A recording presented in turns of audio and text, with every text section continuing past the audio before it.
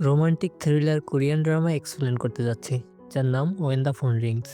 গল্পের শুরু হয় পুরুষ চরিত্রের এন্ট্রির মাধ্যমে, যার নাম বেক সাওন, যিনি সাউথ কোরিয়ার প্রেসিডেন্টের স্পোক পারসন। আজ তিনি ব্রিটিশ অ্যাম্বাসেডারের এক ইভেন্টে এসেছিলেন, যেখানে কিছু সময় পরে ড্রামার ফিমেল চরিত্র হাং হিজু যোগ দেন, যিনি কথা বলতে পারেন না এবং একজন সাইন ল্যাঙ্গুয়েজ ইন্টারপ্রেটার। তাদের একসাথে দেখে সেখানে উপস্থিত সকলেই তাদের সম্পর্কে গসিপ করতে শুরু করে, সাওনের সাথে এই মেয়েটিকে, তাদের সম্পর্ককে ইত্যাদি। সাওন বলেন, নির্বিঘ্নে থাকো, এই লোকেরা তোমাকে নয় আমাকে দেখছে। তারা তোমার সম্পর্কে জানার জন্য কিউরিয়াস। কিন্তু মনে রেখো, আমাদের সম্পর্কের ব্যাপারে কারো কিছু জানা উচিত নয়। সেজন্য এমন কিছু করো না যাতে আমাদের সম্পর্কে ভুল ধারণা বা গুজব ছড়িয়ে পড়ে।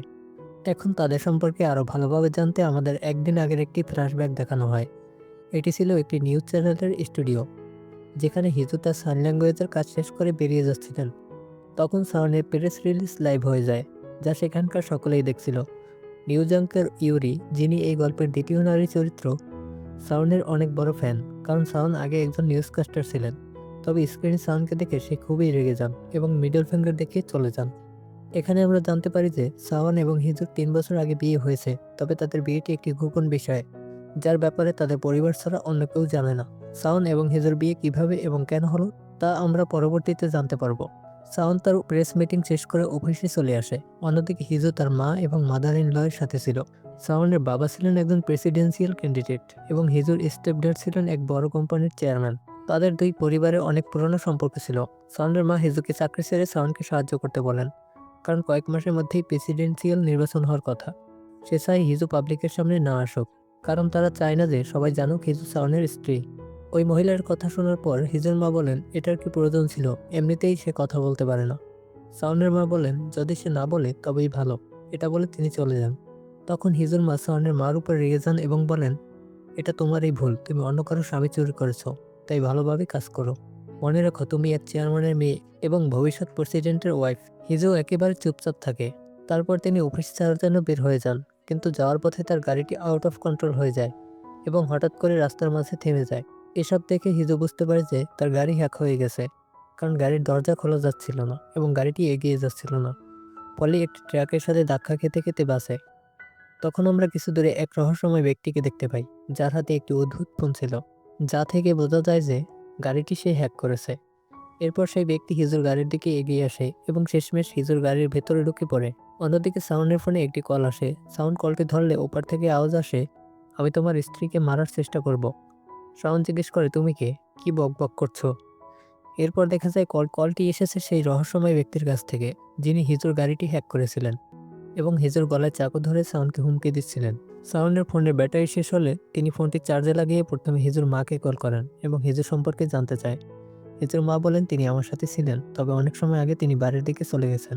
এটা জানার পর সাউন্ড কিছুটা শান্ত হয় এবং ডোজেকে সেই অপহরণকারীর নাম্বার ট্রেস করতে বলে।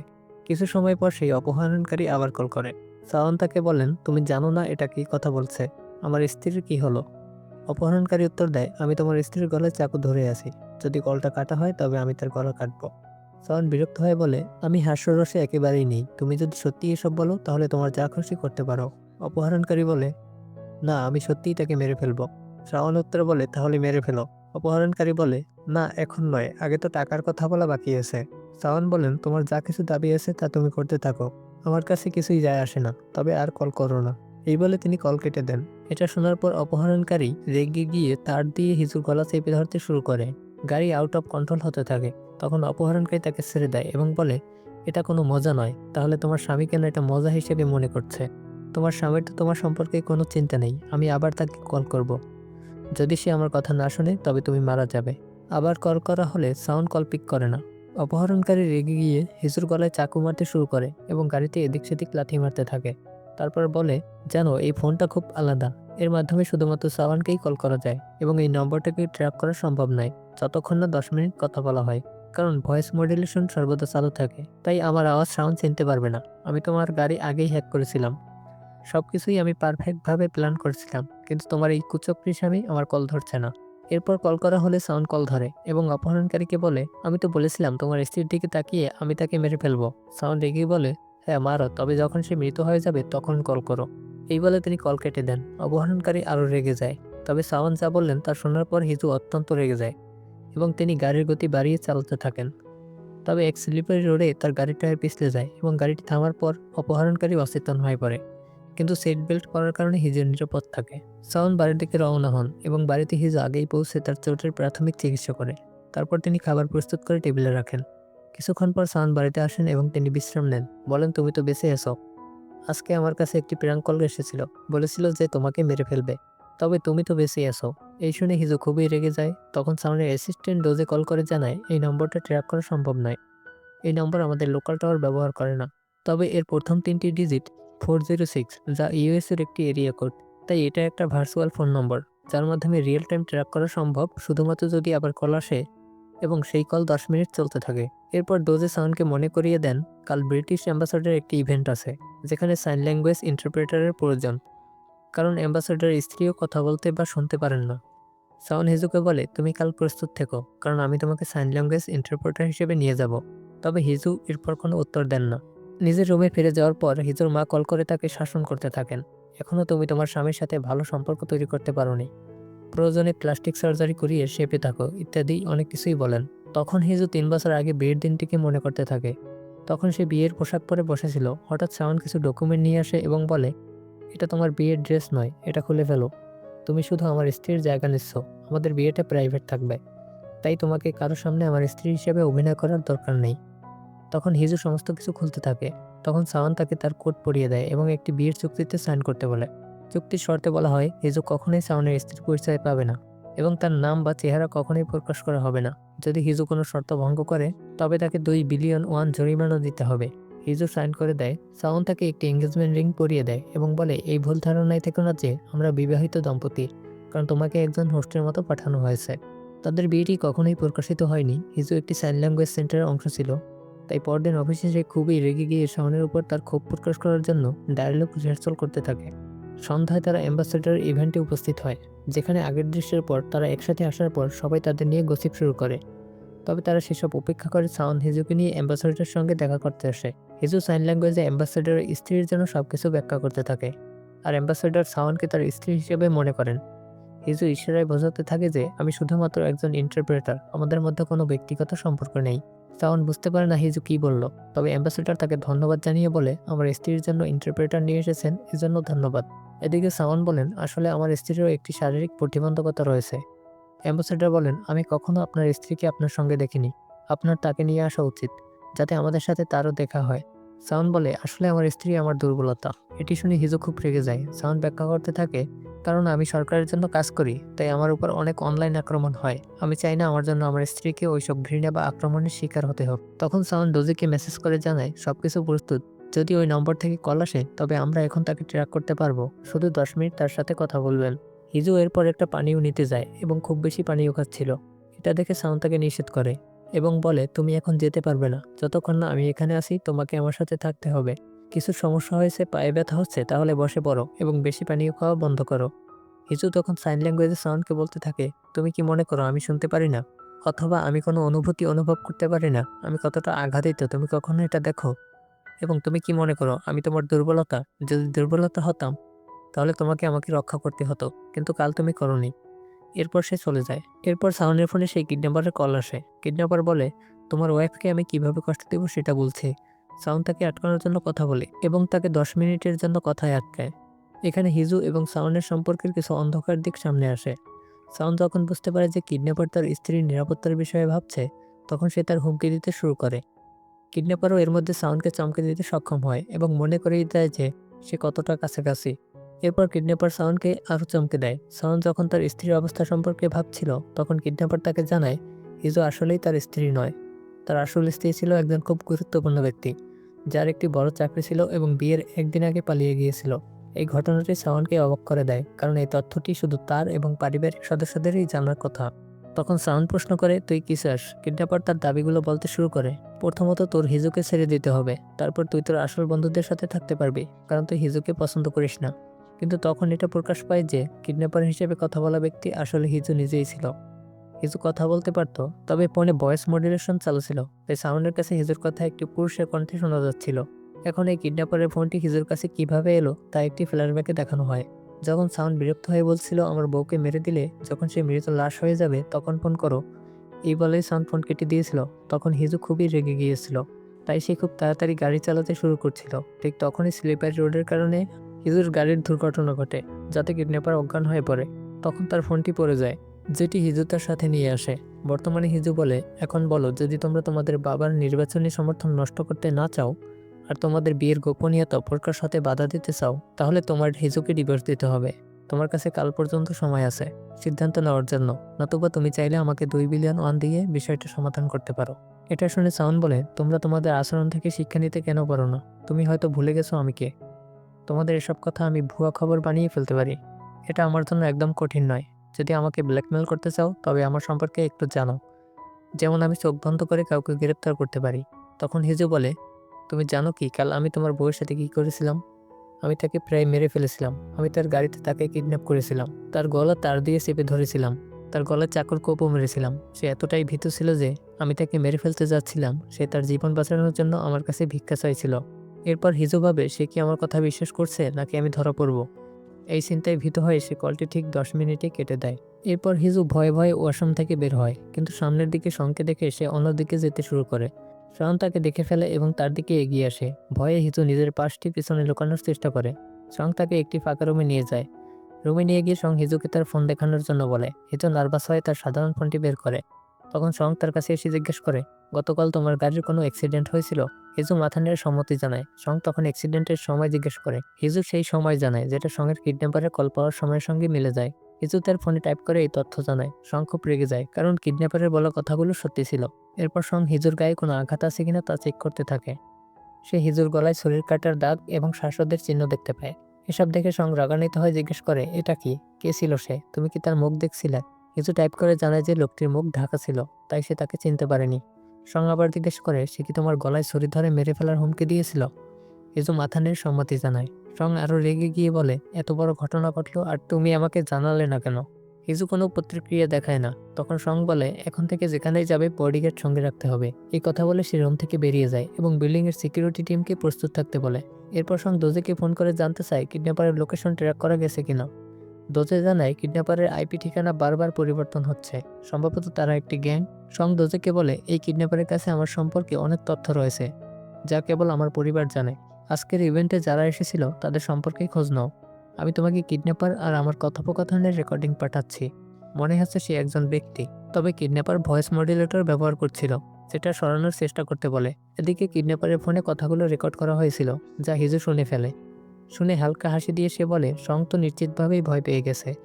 এরপর ফোনটি দেখে হিজু বলে, 2 দিন ধরে এই ফোন আমার কাছে আছে। সম্ভবত কিডন্যাপার এটা খুঁজছে, তাই আমাকে দ্রুত এই কাজ শেষ করতে হবে। ঠিক তখন দরজা খোলার শব্দ শোনা যায় এবং হিজু দ্রুত ফোনটি নিয়ে নিজের পার্সে লুকিয়ে ফেলে। শং সরাসরি তার রুমে এসে তার গাড়ির চাবি চায়, এমনকি সে নিজেই হিজুর পার্স থেকে চাবি বের করতে যায়। হিজু তাড়াতাড়ি তার হাত ধরে এবং পার্সটি কেড়ে নিয়ে চাবি দেয়। শং পার্কিং লটে গিয়ে তার গাড়ির ভেতরে সবকিছু চেক করে, বিশেষ করে ড্যাশ ক্যাম। এদিকে হিজুর ড্যাশ ক্যামের কথা মনে পড়ে, তাই সে দ্রুত পার্কিং লটে ছুটে আসে। কিন্তু শং তাকে জানায় যে ড্যাশ ক্যামে কিছুই রেকর্ড হয়নি। এটা শুনে হিজু স্বস্তি পায়। এরপর ফ্ল্যাশব্যাকে দেখানো হয় অ্যাক্সিডেন্টের পরে হিজু কিডন্যাপারের ফোন নিয়ে দূরে পালিয়ে গিয়েছিল এবং একটি ট্রাক ডেকে সেই জায়গায় এনেছিল। তার আগেই কিডন্যাপার সেখান থেকে পালিয়ে যায়। বর্তমান সময়ে দেখা যায় একটি বাইক তাদের কাছাকাছি আসে। শং দ্রুত হিজুকে নিজের দিকে টেনে নেয়। এরপর সে হিজুকে বলে, কাল থেকে তোমার আর কাজে যাওয়ার দরকার নেই। হিজু লিখে জানায়, কাল আমাকে আমাদের ডিরেক্টরের সঙ্গে কোর্টে যেতে হবে। হিজু বলে, আমাকে ইন্টারপ্রেটারের কাজের জন্য কোর্টে যেতে হবে। তোমার মা ও আমাকে এই কাজ ছেড়ে দিতে বলেছেন, কিন্তু আমি এটা করতে চাই। শং তাকে বলে, তাহলে সিকিউরিটি সঙ্গে রাখো, কিন্তু হিজু তাতে অস্বীকার করে। এরপর শং কারো সঙ্গে কল করে হিজুর গাড়ির ড্যাশ ক্যামের ফুটেজ পুনরুদ্ধার করার নির্দেশ দেয়। এরপর শং তার মায়ের সঙ্গে লাঞ্চ করতে যায়। তার মা তাকে নির্বাচনের সময় তার বাবাকে সমর্থন করার জন্য বলে। শং কোনো প্রতিক্রিয়া দেয় না। তার মা আরও বলে, তোমার স্ত্রীকে নির্বাচনের বিষয় থেকে দূরে রাখো। জানি না কেন, কিন্তু আমি ওকে ঠিক মনে করি না। শং উত্তর দেয়, আপনারাই তো মিস্টার হাংয়ের মেয়ের সঙ্গে আমার বিয়ে দিতে চেয়েছিলেন, এমনকি কনে বদলানোর পরেও এই সম্পর্ক রাখতে চেয়েছিলেন, কারণ মিস্টার হাংই আমাদের পরিবারের পুরনো স্ক্যান্ডালগুলো ঢাকতে সাহায্য করছিল। এদিকে হিজু তার কোর্টের কাজ শেষ করে ওয়াশরুমে যায়। ঠিক তখনই আমরা একটি রহস্যময়ী ব্যক্তিকে একই ওয়াশরুমের দিকে যেতে দেখি। হিজু বাইরে সেই ব্যক্তির ছায়া দেখে ভয়ে আটকে ওঠে। এরপর থেকে হিজুকে আর কেউ দেখতে পায়নি। শং আগে থেকেই একজন মহিলা গার্ডকে হিজুর নিরাপত্তার জন্য পাঠিয়েছিল, যিনি তার আপডেট জানাচ্ছিলেন, কিন্তু হঠাৎ হিজুকে কোথাও দেখা যাচ্ছে না। অন্যদিকে শং অফিসে আসে, যেখানে দোজে তাকে জানায় যে সবকিছু চেক করেছে। গতকাল ইভেন্টে এমন কেউ ছিল না যাকে সন্দেহ করা যায়। তবে কেউ হিজুকে অপহরণ করার চেষ্টা করছিল। এ কথা শুনে সং দোজেকে জিজ্ঞেস করে, তুমি কি কখনো আমার স্ত্রীকে দেখেছো? সং বলে, আমি কখনোই আমার স্ত্রী সম্পর্কে কিছু বলিনি। পুরো দেশেও কেউ আমার স্ত্রীর বিষয়ে কিছু জানে না, তবে সবাই খুব কৌতূহলী। এখন যদি আমরা এই বিষয়ে পুলিশকে জড়াই তাহলে কি হবে, বিশেষ করে এখন নির্বাচনের সময়। দোজে তখন সরি বলে এবং জানায়, আমি এই বিষয়টা ভাবিনি। কোর্টে মহিলা গার্ড হিজুকে খুঁজে পায়নি এবং সংকে মেসেজ পাঠায়। সং তাকে দ্রুত হিজুকে খুঁজে বের করার নির্দেশ দেয়। কিছুক্ষণ পর গার্ড মেসেজ করে জানায় হিজুকে পাওয়া গেছে এবং সে একজন পুরুষের সঙ্গে আছে। সং তাদের ছবি তুলে পাঠাতে বলে। এদিকে দেখা যায় হিজুর সঙ্গে থাকা লোকটি তার কলেজের বন্ধু সাঙ্গু। হিজু ওয়াশরুমের বাইরে যে ছায়া দেখছিল সেটি সাঙ্গুরই ছিল। সাঙ্গু কোনো একটা কাজে কোর্টে এসেছিল এবং হিজুকে দেখে তার সঙ্গে কথা বলতে যায়। ফিমেল গার্ড দূর থেকে তাদের ছবি তুলে সংকে পাঠায়। ছবিতে দেখা যায় হিজু এবং সাঙ্গু হাসি মুখে কথা বলছে। ছবি দেখে সং কিছুটা ঈর্ষান্বিত হয়ে পড়ে। সাঙ্গু হিজুকে জিজ্ঞেস করে, তুমি হঠাৎ করে 3 বছর আগে কোথায় চলে গেলে? তোমার সম্পর্কে কেউ কিছুই জানতো না, তুমি কখনো ফোনও করোনি। আমি তোমাকে খুঁজে বের করার অনেক চেষ্টা করেছিলাম। তারপর একদিন আমি তোমাকে নিউজ চ্যানেলে সাইন ল্যাঙ্গুয়েজে ইন্টারপ্রেটারের কাজ করতে দেখলাম। এরপর তারা সাইন ল্যাঙ্গুয়েজে কথা বলা শুরু করে। হিজু সাঙ্গুকে সরি বলে যোগাযোগ না করার জন্য। তারপর তারা একে অপরের খোঁজখবর নেয়। সাঙ্গু হিজুকে জানায়, তুমি যে সেন্টারের সঙ্গে কাজ করছো তাদের সঙ্গে আমি একটা প্রোগ্রাম করতে যাচ্ছি। প্রোগ্রামটির নাম ক্রাইম রিপোর্ট, যেখানে আমরা বিভিন্ন অপরাধ মামলার তদন্ত করব। তারা একে অপরের ফোন নাম্বার শেয়ার করে। এরপর হিজু চলে যায়। এদিকে তাদের একসঙ্গে ছবি এবং কথাবার্তা সঙ্গে আরও ভাবিয়ে তোলে। ছবিগুলো দেখার পর সঙ্গের কাজে কোনো মনোযোগ ছিল না। এদিকে হিজু বাড়ি পৌঁছায় এবং কিছুক্ষণ পর তার মা সেখানে আসে। তিনি হিজুর জন্য অনেক জিনিস নিয়ে আসেন, যার মধ্যে ছোট একটি প্লাঞ্জারি ও ড্রেস ছিল। সেগুলো দেখে হিজু প্রচণ্ড রেগে যায়। হিজুর রাগ দেখে তার মা বলে, তুমি এত লুজার টাইপ কেন? এসব কি আমাকে শেখাতে হবে? যখন ইনা বিয়ের আগে পালিয়ে গেল আর তোমাকে তার জায়গা নিতে বলা হলো, তখন তুমি সাহস করে একটা শর্ত রেখেছিলে। তোমার বাবাকে একটা ভালো নার্সিংহোমে স্থানান্তর করতে হবে। তারপরে তুমি এই বিয়েতে রাজি হয়েছিলে। তিনি আরও বলেন, তুমি তার স্ত্রী হিসেবে তার সব দায়িত্ব পালন করবে। যদি কিছু ভুল করো তোমার বাবাকে ওই নার্সিংহোম থেকে বের করে দেবে। আসলে হিজু এই বিয়ে করতে চায়নি। তার মাই তার বাবার নার্সিংহোমের বিষয়টি নিয়ে তাকে ব্ল্যাকমেল করে সঙ্গে সঙ্গে বিয়ে করতে বাধ্য করে। হিজুর মা আসলে তার জন্মদাত্রী মা হিজুর বাবাকে ছেড়ে দিয়েছিলেন। একসময় তারা অনেক গরিব ছিলেন এবং পরে হিজুর বাবা মানসিকভাবে কিছুটা অস্থিতিশীল হয়ে পড়েন। তিনি গত কয়েক বছর ধরে নার্সিংহোমে রয়েছেন। হিজুর মা এরপর চেয়ারম্যান হাংয়ের সঙ্গে বিয়ে করেন। চেয়ারম্যানের আগের পক্ষের 2 সন্তান রয়েছে, যাদের সঙ্গে হিজুর একটা জটিল সম্পর্ক আছে, যা পরে জানা যাবে। বর্তমান সময়ে ফিরে আসা যাক। শাওয়ার নেওয়ার পর হিজু তার মায়ের আনা নাইট ড্রেসটি পরে। হিজু এখন ডিভোর্স নিতে চেয়েছিল, কিন্তু বিয়ের সময় যে চুক্তিতে সাইন করেছিল তার জন্য হিজু নিজে থেকে ডিভোর্স শুরু করতে পারছিল না। কিন্তু কিডন্যাপারের ফোনের মাধ্যমে তার কাছে নতুন একটা সুযোগ আসে। সে সেই ফোন ব্যবহার করে সঙ্গে ব্ল্যাকমেল করে ডিভোর্স পেতে চায়। এই পরিকল্পনার অংশ হিসেবে হিজু নাইট ড্রেস পরে নিজের উরুর ছবি তোলে এবং সঙ্গে পাঠায় এবং তাকে মেসেজ করে জিজ্ঞেস করে, এখনো কিছু ডিসিশন নিতে পারোনি? সং অবাক হয়ে জিজ্ঞেস করে, এটা কি? হিজু উত্তর দেয়, তুমি কেমন স্বামী যে নিজের স্ত্রীর ছবি চিনতে পারছো না? এটা তোমার স্ত্রীর উরুর ছবি। এবার আমি এই ছবিটা কিভাবে ব্যবহার করব সেটা তুমি নিজেই ভেবে দেখো। সং রেগে যায় এবং বলে, এমন ভুয়া ছবি দিয়ে তুমি কিই বা করতে পারবে? হিজু বলে, নিজের স্ত্রীর শরীরের কোনো খুঁটিনাটি যদি না জেনে থাকো তবে বলে রাখি, তার সেখানে একটি ইউনিক তিল রয়েছে, কখনো দেখোনি তাই না? সং কথা শুনে আরও বেশি রেগে যায়। এরপর সে উল্টো হিজুকে প্রশ্ন করতে শুরু করে, যাতে কিডন্যাপার সম্পর্কে কিছু তথ্য বের করা যায়। কিন্তু হিজু সামনে থেকে জবাব এড়িয়ে যায় এবং শেষমেশ রেগে গিয়ে বলে, যদি বিশ্বাস না হয় তবে গিয়ে নিজের স্ত্রীর উর চেক করো, তখনই বুঝতে পারবে এটা তার ছবি কিনা। এই কথা বলে সে ফোন কেটে দেয়। এবার তাদের কথোপকথন 10 মিনিটের বেশি স্থায়ী হয়, যার ফলে ফোনের অবস্থান ট্র্যাকিং আরও কাছাকাছি চলে আসে। কিন্তু এখনও শিউলের 3টি আলাদা ঠিকানা দেখাচ্ছিল। সং তার টিমকে আরও ভালোভাবে চেষ্টা করতে বলে এবং দোজেকে সেই ছবির উৎস বের করতে বলতে চায়, কিন্তু সে থেমে যায়, কারণ আগেরবারের মতো ভুল করতে চায় না। তাই সে অফিস থেকে সরাসরি বাড়ির পথে রওনা হয়। এদিকে হিজু চিন্তায় পড়ে যায়। সে ভাবতে থাকে, যদি সং সত্যি তার উরু পরীক্ষা করতে আসে তাহলে কি হবে। এই চিন্তা করতে করতে তার আর ঘুম আসে না। ঠিক তখন সে দরজা খোলার শব্দ শুনতে পায়। আতঙ্কিত হয় সে কম্বলের ভেতর ঢুকে ঘুমানোর অভিনয় করে। সং সরাসরি হিজুর ঘরে আসে এবং তার কম্বল সরানোর চেষ্টা করে। হিজু শক্ত করে কম্বল ধরে রাখে, কিন্তু সং জোরে টান দেয়। এই টানাটানির ফলে সং হিজুর উপর পড়ে যায়। এতে হিজুর লজ্জায় অন্যদিকে মুখ ফিরিয়ে নেয়। তখন সে উঠে দাঁড়িয়ে হিজুকে বলে, প্রেসিডেন্সিয়াল অফিসে একজন সাইন ল্যাঙ্গুয়েজ ইন্টারপ্রেটার প্রয়োজন। তুমি চাইলে সেখানে আবেদন করতে পারো। তুমি তো সবসময় নিজের দক্ষতা প্রমাণ করতে চেয়েছো, এবার এই সুযোগ কাজে লাগাও এবং নিজে সেটা অর্জন করে দেখাও। এটা বলেই সাউন্ড চলে যায়। হিজু অবাক হয়ে ভাবতে থাকে, সে কি শুধুই এটা বলতে এসেছিল? এদিকে সাউন্ড ডাইনিং টেবিলের দিকে তাকিয়ে তাদের বিয়ের প্রথম রাতের কথা মনে করে। সেদিন হিজু তার জন্য রান্না করেছিল এবং অপেক্ষা করতে করতে টেবিলেই ঘুমিয়ে পড়ছিল। সাউন্ড তখন মুগ্ধ হয়ে তাকে দেখছিল। পরে সে হিজুর সামনে বসে খাবার খায়। খাওয়া শেষে হিজু তাকে ডান্স করার জন্য বলে, কিন্তু এতে সে খুব নার্ভাস ছিল। আসলে এটি একটি রোমান্টিক পরিবেশ তৈরি করার প্রচেষ্টা ছিল, যা তার মা তাকে করতে বলছিল। শাওন বিষয়টি লক্ষ্য করে এবং হিজুকে নিজের দিকে তাকাতে বলে। তার সামনে এসে বলে, তোমার কি আমার জন্য একটি স্ক্রিপ্ট দরকার? আমাকে নিয়ে কখনো কোনো অনুভূতি প্রকাশ করতে বাধ্য হইও না। তোমার জন্য পাপেট হওয়ার প্রয়োজন নেই, বিশেষ করে তোমার মায়ের ইচ্ছা পূরণ করতে গিয়ে। আমি স্পষ্ট করে বলছি, তুমি কখনো আমাদের জীবনের পরিকল্পনার অংশ ছিলে না, তাই কখনো আমার ব্যক্তিগত বিষয়ে হস্তক্ষেপ করো না। এটা বলে শাওন সেদিন চলে যায়। বর্তমানে শাওন হিজুর রুমের দিকে তাকিয়ে থাকে। এদিকে হিজুর রাতে ঘুম আসে না। শাওনের হঠাৎ তার উপর পড়ে যাওয়ার ঘটনায় তার হৃদস্পন্দন এখনও দ্রুত ছিল। পরের দিন সকালে হিজু উঠে দেখে শাওন তাকে ব্রেকফাস্ট নিয়ে জিজ্ঞাসা করছে। সে রান্না করতে যায়, কিন্তু শাওন নিজেই গিয়ে ব্রেকফাস্ট বানাতে শুরু করে। হিজু এগিয়ে গিয়ে তাকে সাহায্য করতে চায়। খাবার প্রস্তুত করতে করতে শাওন তার সাথে কথায় কথায় সেদিনের ঘটনা নিয়ে প্রশ্ন করে। সে বলে, সেদিন আদালতে তুমি সিকিউরিটির সঙ্গে দেখা করছিলে না কেন? হিজু উত্তরে বলে, আমার এক কলেজের বন্ধু দেখা করতে এসেছিল, তাই কথা বলছিলাম। শাওন তাকে জিজ্ঞেস করে, তোমাদের কি ঘনিষ্ঠ সম্পর্ক ছিল? আমার অর্থ, সে কি ভালো বন্ধু ছিল এবং সে কি বিশ্বাসযোগ্য? হিজু হ্যাঁ বলে। ঠিক তখনই শাওনের কাছে দোজের একটি মেসেজ আসে। শাওন তার জন্য খাবার রেডি করে বেরিয়ে যায়। হিজু অবাক হয়ে বলে, সে কি সত্যিই আমার জন্য খাবার বানিয়েছে? এদিকে ইউরির অফিসের বাইরে কিছু সেলিব্রিটি ভক্ত ভিড় জমায়। তাদের ধাক্কায় ইউরি প্রায় পড়ে যাচ্ছিল, কিন্তু তখন সাঙ্গু তাকে ধরে ফেলে। ইউরি বিস্ময়ে তাকিয়ে থাকে। সাঙ্গু এই গল্পের সেকেন্ড মেইন লিড, যে পেশায় একজন ডাক্তার এবং একজন ইউটিউবার। তাদের কথোপকথনের সময় ইউরির হাতে থাকা কফি সাঙ্গুর হাতে পড়ে যায়। এরপর তারা বসে কথা বলে। তখন তারা জানতে পারে যে সাঙ্গু যে প্রোগ্রামটি করতে যাচ্ছে তাতে ইউরিও তার সঙ্গে কাজ করবে। এদিকে কিডন্যাপারের ভয়েস মডুলেশনের যে স্যাম্পল বের করা হয়েছিল তা পরিষ্কার হয়নি, তাই এটি পুনরায় চেষ্টা করার জন্য বলা হয়। কিন্তু ঠিক তখনই দোজের সাউন্ডের কাছে একটি ট্রাফিক সিসিটিভি ফুটেজ নিয়ে আসে। সেখানে দেখা যায় কিডন্যাপার হিজুর গাড়িতে ঢুকছে। তারা জানতো না যে কিডন্যাপার হিজুর গাড়ি হ্যাক করেছিল, তাই সে সহজেই দরজা খুলে গাড়িতে প্রবেশ করতে পেরেছিল। এই ফুটেজ দেখে দোজে বলে, এটা এমন মনে হচ্ছে যেন তাকে ইচ্ছা করে গাড়িতে ঢোকার সুযোগ দেওয়া হচ্ছে। এতে সাউন্ডও চিন্তায় পড়ে যায়। অন্যদিকে হিজু তার আসল বাবার সঙ্গে দেখা করতে নার্সিং হোমে যায়। সেখানে সে তার বাবার সঙ্গে সাইন ল্যাঙ্গুয়েজে কথা বলে। হিজুর বাবা তাকে সবসময় যত্ন করে এবং তার খোঁজ নেয়। এদিকে সাউন্ড তার একটা রিপোর্টার বন্ধুর সঙ্গে কিডন্যাপারের ছবি সম্পর্কে কথা বলে, কিন্তু এটি অন্য কারো নাম ব্যবহার করে উল্লেখ করে। সেই রিপোর্টার বলে, যদি একজন মানুষ কোনো নারীর প্রাইভেট ছবি তার স্বামীকে পাঠিয়ে ডিভোর্সের জন্য ব্ল্যাকমেল করে, এর অর্থ একটাই, সেই নারীর সঙ্গে ব্ল্যাকমেলের সম্পর্ক রয়েছে। তার বন্ধুর কথা এবং ডোজে যে কিডন্যাপারের গাড়িতে ঢোকার বিষয়টি উল্লেখ করেছিল তা মনে করে সাউন্ড গভীর চিন্তায় পড়ে যায়।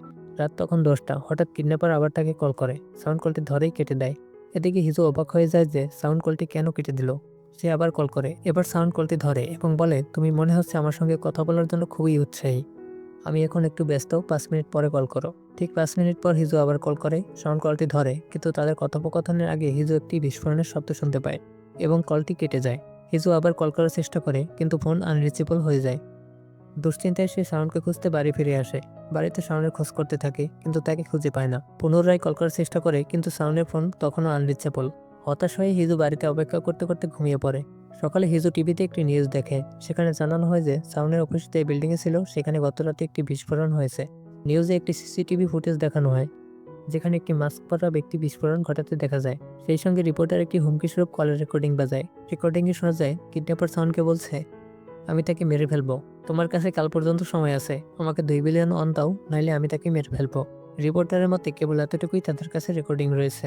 এই কথা শুনে হিজু ভীষণ ভয় পেয়ে যায়, কারণ কিডন্যাপারের এই হুমকি সে ফোন দিয়েই করা হয়েছিল, যা এখন হিজুর কাছে রয়েছে। ঠিক তখনই শাওন বাড়িতে ফিরে আসে, যার অবস্থা খারাপ ছিল।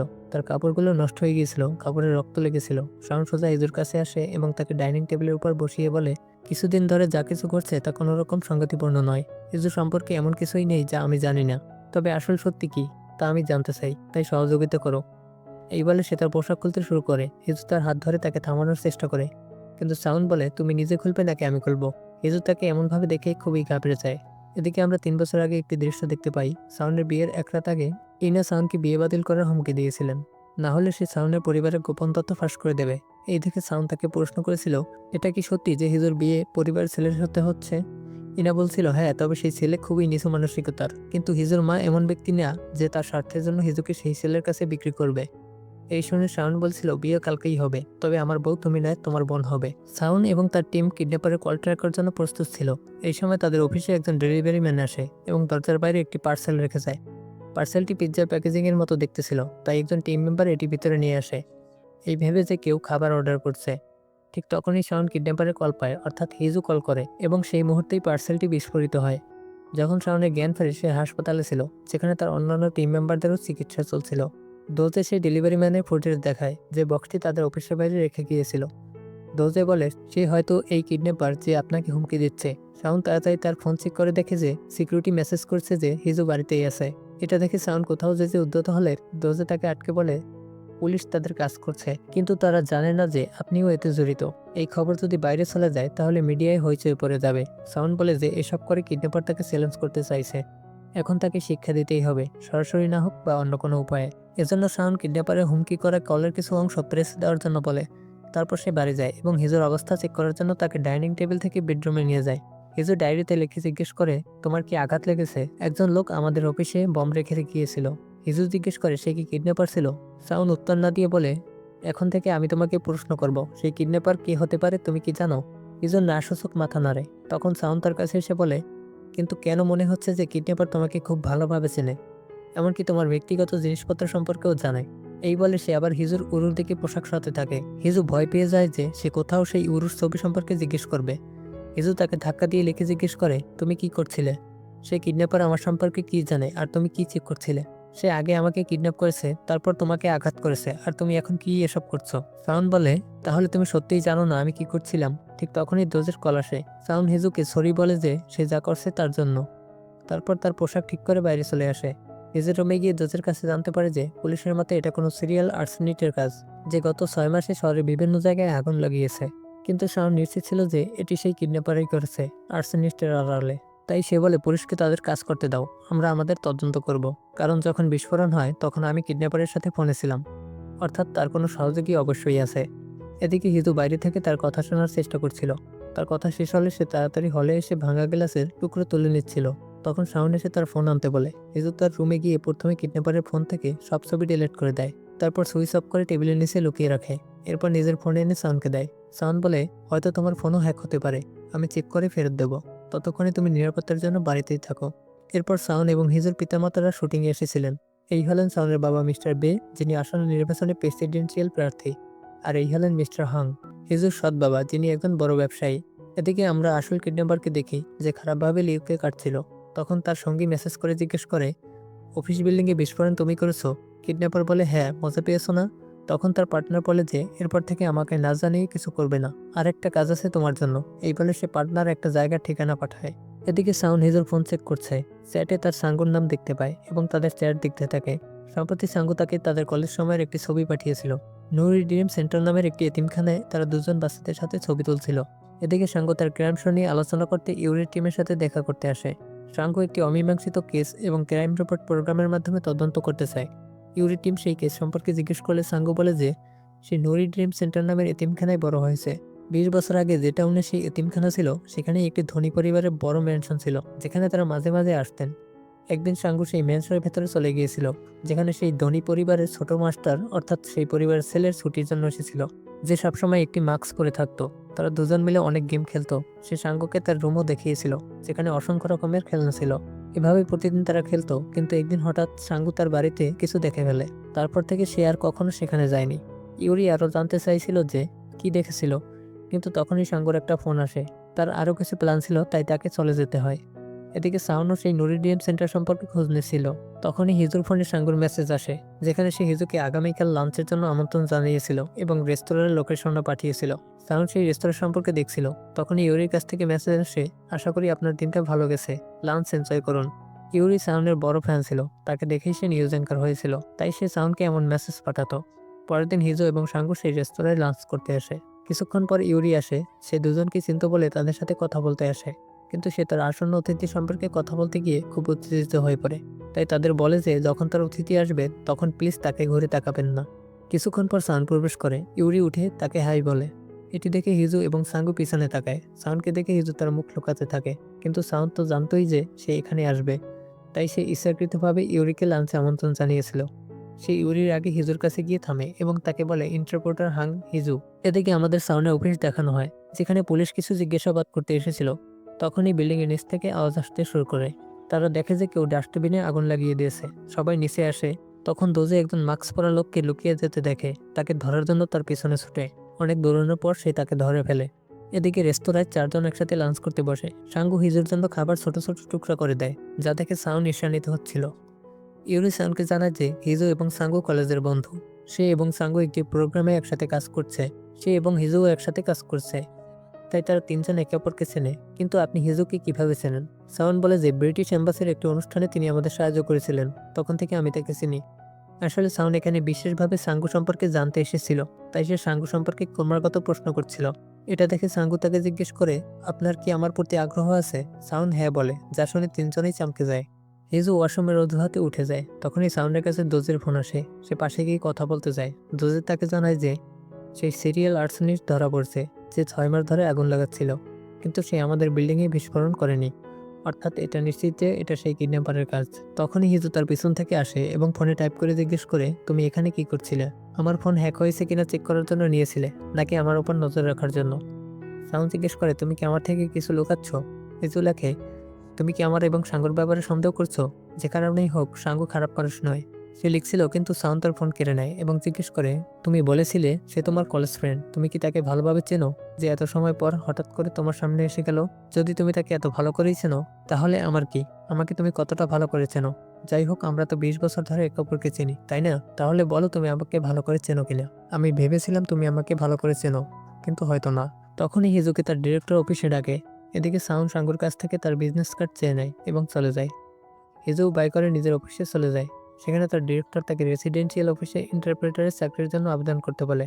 কারণ হিজু সাউনের এ পর্যন্ত সব প্রেস কনফারেন্সের ভিডিও দেখে সাইন ল্যাঙ্গুয়েজ প্র্যাকটিস করছিল, এবং এখন সাউন্ড স্পিচের সাথে হিজুর সাইন ল্যাঙ্গুয়েজ ইন্টারপ্রিটেশন 100% সিঙ্ক হয়ে যায়। তাই ডিরেক্টর বলে, এটা তোমার জন্য খুব ভালো সুযোগ। এদিকে সাউন্ড দোজেকে সাঙ্গুর কার্ড দেয় এবং তার সম্পর্কে সবকিছু জানতে বলে। দোজে জানায় তার ইউটিউবে 2 লাখের বেশি ফলোয়ার আছে, মেয়েদের মধ্যে খুব জনপ্রিয়। সাউন্ড জিজ্ঞেস করে, মেয়েদের মধ্যে জনপ্রিয় কেন? তোজে বলে, কারণ তার শারীরিক গঠন ভালো, ডাক্তার হয়েও নিয়মিত ওয়ার্কআউটের ভিডিও পোস্ট করে। এর পাশাপাশি অমীমাংসিত রহস্যজনক অপরাধের কেসগুলি কভার করে। সাউন্ড বলে, তার সম্পর্কে যা কিছু জানতে পারো সবকিছু জেনে নাও। এদিকে হিজু বাড়ি যাওয়ার জন্য অফিসের পার্কিং লটে আসে। কারের ভেতর ঢোকার সাথে সাথেই অটোমেটিক রেডিও চালু হয় এবং কিডন্যাপারের ফোন নম্বর থেকে একটি গানের অনুরোধ করা হয়।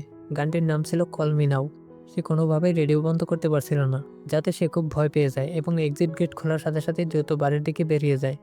বাড়িতে এসে সে তাড়াতাড়ি কিডন্যাপারের ফোনটি অন করে এবং চিন্তায় পড়ে যায় যে কিডন্যাপার জানে যে ফোনটা তার কাছে আছে।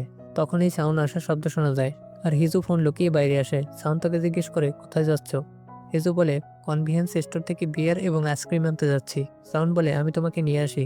এই বলে সে বেরিয়ে যায়। এরপর হিজু কিডন্যাপারের ফোন থেকে তাকে আবার কল করে। সাউন্ড তাকে বলছে, কি তুমি কোথাও ভয় পাচ্ছ না? হিজু বলে, লাগছে তুমি আমার হুমকি হালকাভাবে নিয়েছো, এজন্য আমি সেই বিস্ফোরণ করিয়েছিলাম, যাতে তোমাকে এর গুরুত্ব বোঝাতে পারি। এখন বলো, তুমি কি সিদ্ধান্ত নিয়েছো? তখন সান উল্টো প্রশ্ন করে, আমার হিজুকে ছেড়ে দেওয়া থেকে তোমার কি লাভ হবে? হিজুর কাছে কোনো উত্তর ছিল না। সাউন আবার প্রশ্ন করে, তুমি আমাদের ডিভোর্স করিয়ে কি পেতে চাও? হিজু বলে, তুমি তো কোনো ভালোবাসা নিয়ে তার সঙ্গে বিয়ে করনি, এখনও তার প্রতি ভালোবাসা নেই, তো তাকে ছেড়ে দাও না। সাউন বলে, তোমার কথায় এমন মনে হচ্ছে যেন তুমি অন্য কারো লাভের জন্য আমাকে হুমকি দিচ্ছ।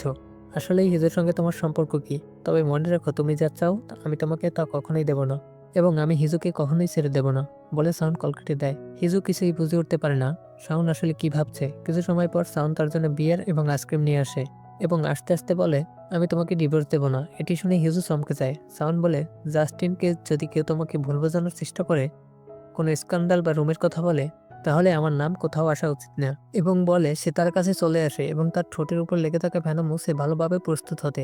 আমার সাথে দাঁড়িয়ে থাকতে হলে তোমাকে পুরোপুরি পরিশ্রম করতে হবে এবং ইন্টারভিউতে আমার কাছ থেকে কোনো সাহায্য আশা করো না। বলেই সাউন্ড চলে যেতে শুরু করে। হিজু তাকে থামিয়ে জিজ্ঞেস করে, তুমি আমাকে তোমার সাথে কেন চাও? যদি আমি প্রেসিডেন্সিয়াল অফিসের ইন্টারপ্রেটার হয়ে যাই, তাহলে আমার নাম এবং চেহারা পুরো দেশ জানবে। তো কি তুমি তোমার পরিবার এটা সামাল দিতে পারবে? সাউন্ড হাসতে হাসতে বলে, তুমি একটু বেশি আত্মবিশ্বাসী লাগছে, তোমার তো তেমন অভিজ্ঞতা নেই। হিজু বলে, আমার থেকে ভালো কেউ হবে না, এটা আমি গ্যারান্টি দিতে পারি। অভিজ্ঞতা সবকিছু নয়, আমি একজন মানুষের মুখ দেখে বলতে পারি সে কি বলতে চলেছে। সাউন্ড তার কাছে চলে এসে বলে, তাহলে বলো আমি এখন কি ভাবছি। এরপর সে বলে, যেই লোক তোমাকে কিডন্যাপ করেছিল এবং তোমার অফিসে বিস্ফোরণ ঘটিয়েছিল, সে আমাদের সম্পর্কে বেশ কিছু অতিরিক্ত তথ্য জানে। এটা ঠিক যে আমরা এক বাড়িতে অচেনা মানুষদের মতো বাস করছি, কিন্তু আমি এটা পছন্দ করি না। ওই কিডন্যাপার যা কিছু বলেছে তা সঠিক, কিন্তু আমি এটা পছন্দ করি না। আমি তাকে বলতে চাই যে সে ভুল জানে, সে আমাদের সম্পর্কে কিছুই জানে না। এই বলে সাউন্ড হিজুর রুমে চলে যায়। হিজু তার পেছন পেছন গিয়ে সাউন্ডের বিছানায় শুয়ে পড়ে এবং হিজুকে ঘুমাতে আসতে বলে। হিজু তাকে দেখে থাকলেও সাউন্ড বলে, আমি তোমাকে কিছুই করবো না, তবুও তুমি দাঁড়িয়ে থাকো।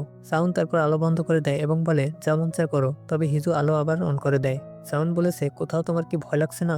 তুমি ভাবছো আমি কিছু করব? যদি কিছু করতাম তবে আগেই করতাম। বা তুমি আমাকে দেখে নিয়ন্ত্রণ করতে পারছো না এমন ভাবছো। যদি এমন হয় তবে এসো না। এরপর সে তার পাশে শুয়ে পড়ে। সে অন্যদিকে মুখ ঘোরানোর চেষ্টা করছিল। তখন সাউন্ডের তাকে মুখ ফেরাতে বলে এবং জানায় সে জানে আমার অফিস সম্পর্কে, তাই আমাদের বাড়ি পুরোপুরি নিরাপদ নয়। আজ রাতটা সব চিন্তা বাদ দিয়ে শান্তিতে ঘুমাও আর কিডন্যাপিং এর দিনগুলো কথা ভুলে যাও। হিজু চোখ বন্ধ করে কিছুক্ষণ ভাবতে থাকে। তারপর সাউন্ড চোখ খুলে উঠে চলে যায়। হিজু কিছু সময় পর ঘুমিয়ে পড়ে, কিন্তু তার ঘুমের মধ্যে সাউন্ডের অতীতের ঘটনা তার মনের মধ্যে ফিরে আসে। 20 বছর আগে হিজুর মা চেয়ারম্যান হংয়ের সাথে থাকতেন, যার 2টি সন্তান ছিল, একটি ছেলে এবং একটি মেয়ে।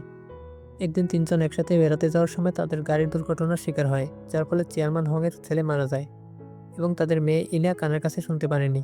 অর্থাৎ দুর্ঘটনার পর থেকে ইনার শ্রবণ শক্তি চলে যায়। তবে হিজুর কিছুই হয়নি। হিজু যখন হাসপাতালে জ্ঞান ফিরে পায় তখন তার মা তাকে পাগলের মতো মারতে শুরু করে। তুমি কিভাবে ঠিক আছো? তোমার কিছুই হয়নি। হিজু কাঁদতে থাকে, কিন্তু মা তার মুখ করতে বলে। এরপর তার মা বলে, চুপ চুপ থাকো, তুমি আর কখনো কথা বলবে না। এই দুর্ঘটনা তোমাকে এতটা দুঃখ দিয়েছে যে তুমি কথা বলতে পারবে না। এটাই তোমার ভবিষ্যৎ। যতদিন পর্যন্ত চেয়ারম্যান হং তোমাকে দেখে করুণায় না ভরে, ততদিন আমাদের এখানে থাকতে হবে। হিজু কাঁদতে কাঁদতে চোখ বুজে ফেলে, কিন্তু এই কথাগুলি তার মনে গেঁথে থাকে। এরপর হিজু একটি ভয়ানক স্বপ্ন দেখে এবং ঘুম থেকে ওঠে। এর মধ্যেই কিডন্যাপার হিজুর বাবাকে নার্সিংহোম থেকে তুলে নিয়ে যায় এবং ফোনে ভিডিও কল করে, যার মাধ্যমে তার মুখ দেখানো হয় না, কিন্তু তার চোখের রং আলাদা এবং হিজু চেনে না এবং বুঝতে পারে যে এটি কিডন্যাপার। কিডন্যাপার হিজুকে ভয় দেখিয়ে বলে, আমার ফোন তোমার কাছে আছে। তুমি সাউন্ডকে ভয় দেখাচ্ছ, কিন্তু তুমি কি চাও? উত্তর দাও, না হলে আমি ফোন নিতে আসবো। হিজু ভয় পেয়ে বলে, আমি সাউন্ড থেকে ডিভোর্স চাই। কিডন্যাপার হাসতে হাসতে বলে, এটা তো খুব ভালো, আমাকে তুমি পছন্দ করছো। তারপর সে হিজুকে আরো ভয় দেখানোর চেষ্টা করে, কিন্তু কল শেষ করে দেয়। হিজু দ্রুত নার্সিংহোমে গিয়ে দেখে যে তার বাবা এখনও অচেতন এবং সে জানতে পারে তার বাবা কোথাও চলে গেছে এবং কিছু দাঁতও পাওয়া গেছে, যা হিজুর বাবার ছিল না। পুলিশ এসে হিজুকে রিপোর্ট করতে বলে। হিজু পুলিশের গাড়িতে গিয়ে কিডন্যাপারের ভয়ানক হুমকির কথা মনে করে এবং আরো ভয় পায়। পরে সাউন্ড পুলিশের গাড়ি থেকে নেমে এসে হিজুর কাছে আসে। পুলিশ সাউন্ডকে সেলেক্ট করে, কিন্তু সাউন্ড পুলিশকে বলে যে সে নিজেই অফিসে রিপোর্ট করতে যাবে। পুলিশ কর্মকর্তারা হালকাভাবে প্রশ্ন করে, আপনার হিজুর সাথে সম্পর্ক কি? সাউন্ড উত্তর দেয়, হিজু আমার স্ত্রীর মতো। এবং এই কথা শুনে সবাই হতবাক হয়ে যায়, কারণ সাউন্ড কখনোই হিজুকে নিজের স্ত্রী বলে পরিচয় দেয়নি। আর এভাবেই 3টি পর্ব শেষ হয়। বাকি পর্বগুলো আস্তে আস্তে দেওয়া হবে।